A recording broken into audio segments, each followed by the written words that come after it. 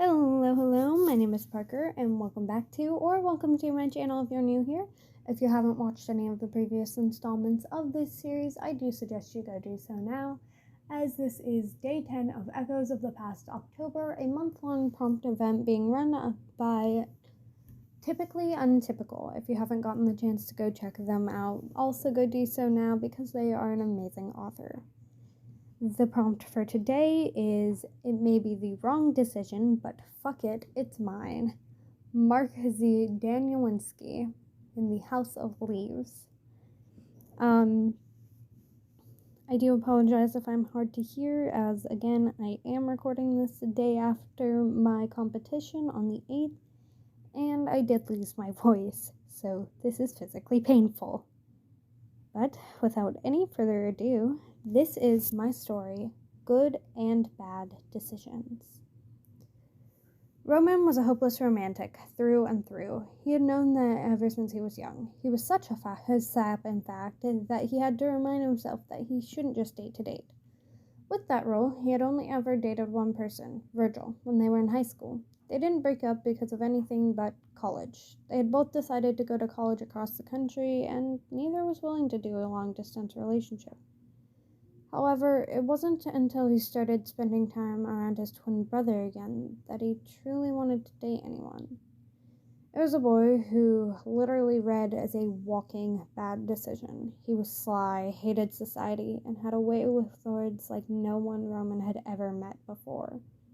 He was Remus's best friend, which of course was a red flag in and of itself, but Roman couldn't help but be completely and totally hopelessly in love. He knew it was a bad decision, but after all, sometimes good and bad can mix. Janice, however, was someone everyone thought to be completely emotionless other than his outbursts of rage or annoyance. Above all else, though, he was considered a liar, well known for the soft-spoken, whispered lies that slid out of his mouth like a second language.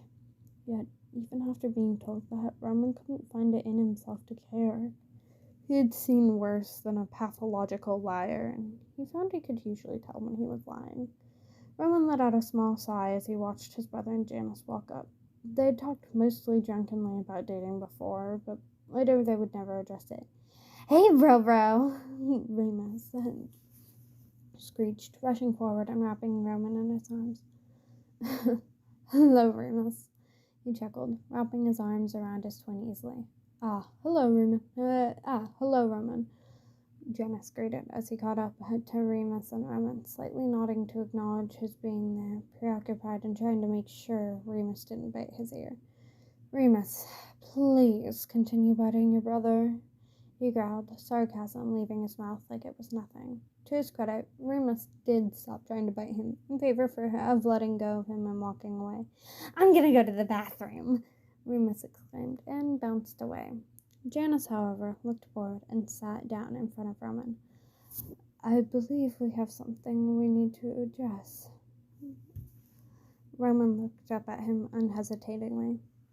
Now it was time to see if it was a good or a bad decision. I do hope you guys have enjoyed today's episode. I know it was kind of short, but it was definitely sweet. And with that, and I will see you all